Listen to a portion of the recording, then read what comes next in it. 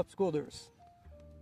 Pessoal, queria falar hoje sobre um tema meio polêmico, né, da área de desenvolvimento de games, que a galera tem muita dúvida sobre isso, inclusive eu tive bastante sobre qual ferramenta usar. Então, assim como grande parte aí, eu acredito que tenha pesquisado muito sobre. Pesquisei bastante opiniões sobre a ferramenta, o que ela tem, o que ela não tem, se precisa pagar alguma coisa, se não precisa, se ela faz AAA, se ela não faz.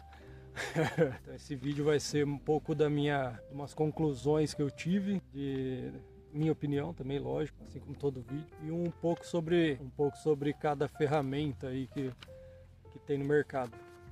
Na verdade eu vou focar nas três maiores, né?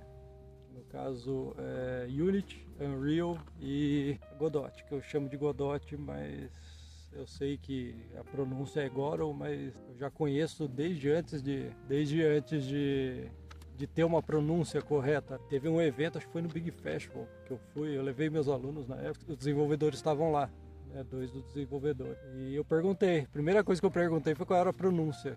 Ele falou, eu falei, eu chamo de Godot. Ele falou, pode chamar de Godot, não tem problema, que não tinha uma pronúncia na época. Enfim, começar pela a Unity e Unreal, elas são pagas, né? Elas são gratuitas para você usar até um determinado valor que você ganha. Começar pela Unity, que ela é uma ferramenta incrível, assim, é absurdamente grande. Você consegue fazer de tudo com ela. Ela foi a ferramenta que democratizou realmente o desenvolvimento de games, né? Deixou tudo mais fácil, deixou tudo mais prático. É uma ferramenta bem leve, você consegue fazer 2D e 3D. O 2D dela não é um 2D real, mas funciona muito bem. Roda em tudo, né? Fica super leve. Ela é bem rápida, ela é bem prática, você consegue trabalhar com C#, que é uma boa linguagem de programação. Só que ela tem um porém. Se você atingir um valor, digamos, você desenvolveu o seu jogo, lançou, quando ele atingir acima de $200 mil, é um valor bem alto, aí você tem que pagar a licença Pro, é uma licença obrigatória, então você tem que pagar se seu jogo tiver esse faturamento. Só não sei se é o faturamento bruto, não sei se acredito que seja. Aí essa licença Pro, ela custa mais ou menos aí 2.310. É o valor da licença Pro. Hoje, pelo menos no dia que eu estou gravando, tá esse valor. Já a Unreal, ela se destaca muito pelo gráfico, né? Ela tem uma qualidade absurda, né, do 3D.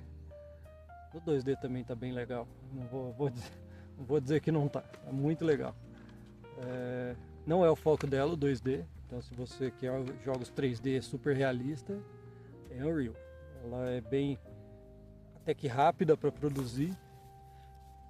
Eu vi muitas pessoas falando que Unreal é só para jogo AAA ou então jogo de empresa imensa e tal. Mas é uma das ferramentas que tem muito jogo incrível feito por uma pessoa só. Eu vou colocar alguns exemplos aí e para vocês terem uma noção de como são esses projetos. Tem vários sistemas pré-programados já, tem bastante coisa já pré-feita já. E ela tem, para quem gosta, eu não gosto, eu não sou um simpatizante disso, mas ela tem o sistema de blueprints, que é um sistema de programação baseado em blocos de código. Então você monta blocos de lógica, tipo um quebra-cabeça. Você vai montando esse quebra-cabeça e você consegue programar a partir disso. Eu vou falar um pouquinho da Godot, que meu notebook escolheu usar ela porque foi a única que ele aguentou.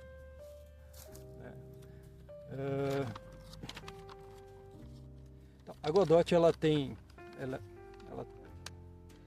Então a Godot, como eu disse, ela é a ferramenta mais leve de todas essas. Entre as três, ela é a mais leve, assim, disparada, mas muito à frente. Ela é open source, né? Ou seja, para quem não sabe o que é open source, ela não somente é gratuita, Mas qualquer um pode ir lá, abrir o código-fonte e criar ferramentas novas que preferir. Inclusive é uma das coisas que vem sendo incorporadas na própria Godot, né? São ferramentas e funções que depois ela é implementada em alguma nova versão. O foco dela, pelo menos antigamente, era muito 2D, né? O 3D dela realmente não era legal, eu não gostava, sinceramente, o de antigamente não. Mas hoje o 3D da Godot é um 3D bem legal, assim, eu pelo menos gosto bastante. Eu gosto da iluminação que ela cria, fica, não sei, parece ser um pouco mais lúdico. Ela não tem foco no 3D super realista, mas sinceramente, se você é um desenvolvedor indie, cara, dificilmente você vai fazer um 3D super realista. Você não vai... Seja realista, né? Então tem muitos desenvolvedores que estão começando ou que nem eu, que faz tudo sozinho, acaba querendo pegar uma ferramenta porque ela fez um jogo AAA violento lá, pesado. Tem um jogo AAA super realista, com um monte de coisas incrementadas, né? Então você não vai conseguir fazer isso. Se conseguir, vai demorar muito. Aí talvez fique, bem provável que fique até inviável você produzir esse jogo com uma equipe pequena ou sozinho, né? Então, e também, gráfico realista está longe de ser tudo, né? Está longe, bem longe. Está longe de ser a primeira coisa necessária para um jogo realmente bom e que venda pra caramba. A gente tem aí trocentos exemplos de jogos que não são realistas, que o foco não é o realismo, que aí eles trazem mais esse lado lúdico, que é necessário e falta muito hoje em dia, que tem se perdido bastante, né? Essa questão do lúdico nos jogos.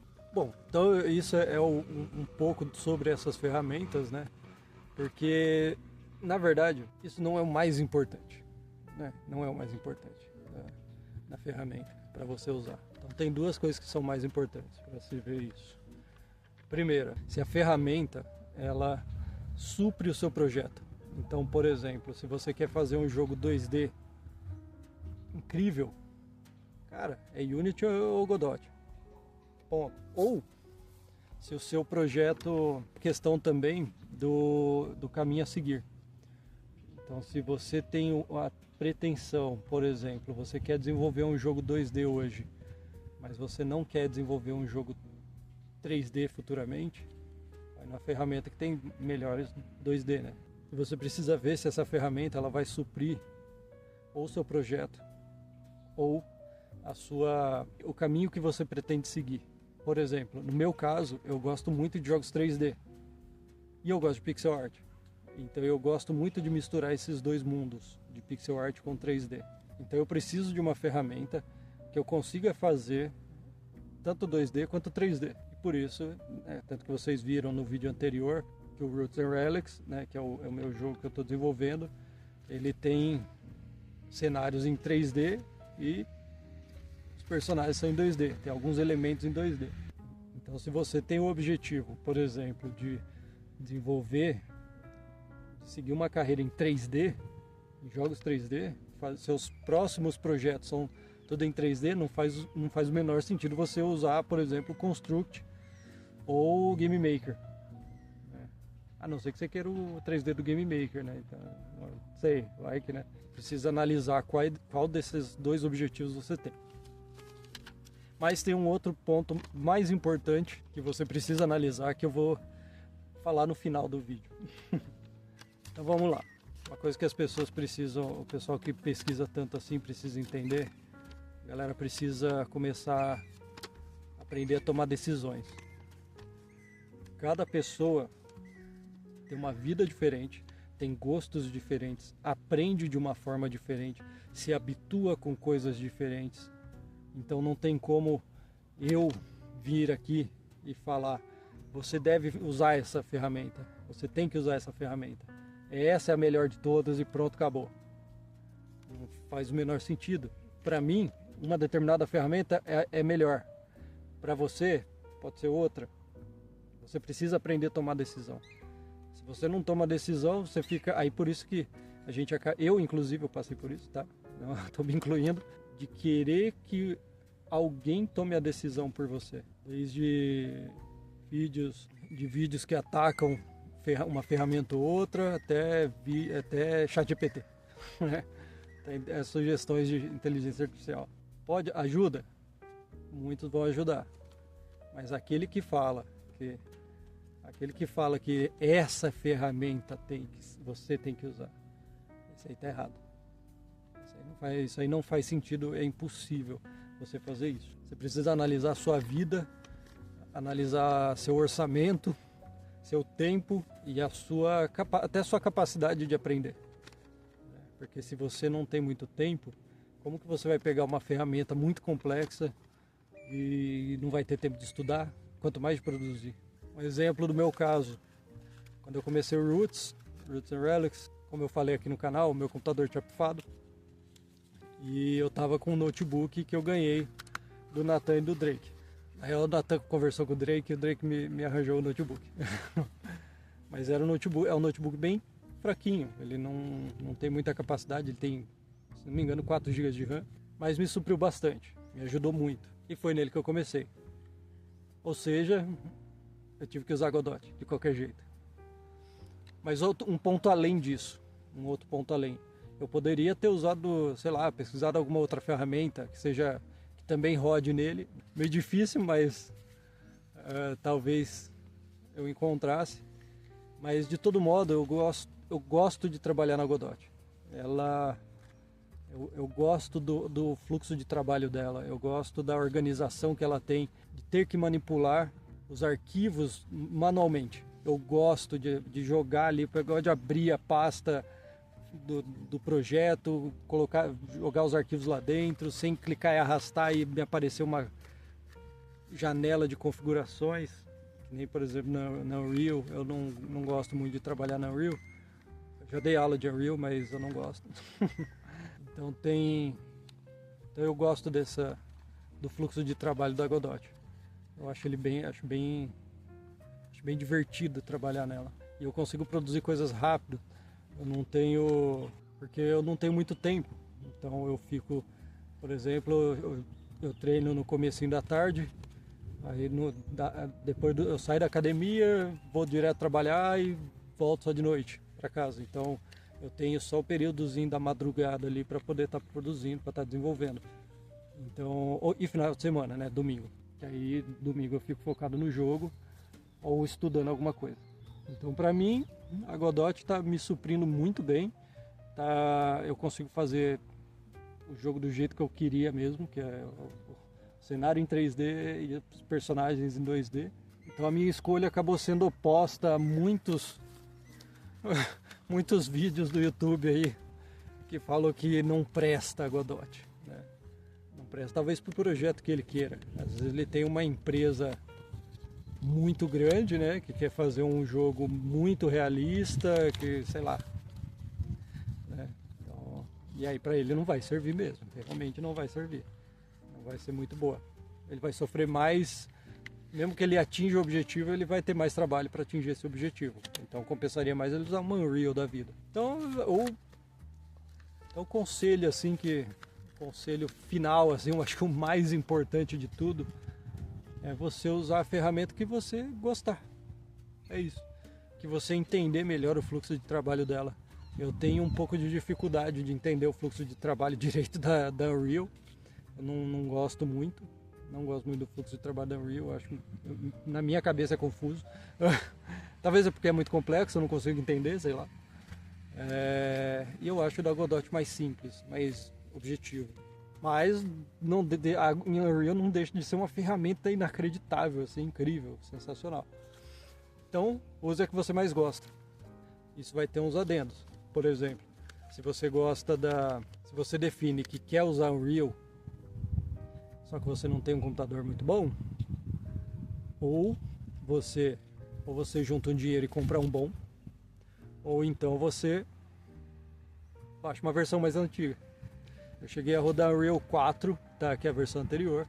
Eu cheguei a rodar o Unreal 4 num Core 2 Duo, só que uma versão bem mais antiga. Funciona.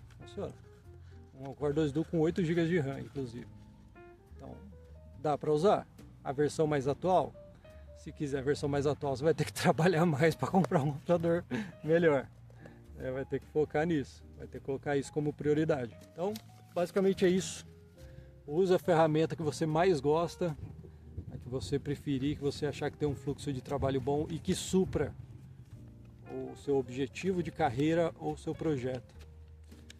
É isso. Obrigado por terem assistido até o final. Se possível, se gostou, ativa o sininho, curte aí. Se puder, compartilha para dar uma força aqui para o canal. Agora eu vou começar a postar vídeos com mais frequência. Estou conseguindo me organizar melhor nas coisas. E é isso. Um abraço. Falou!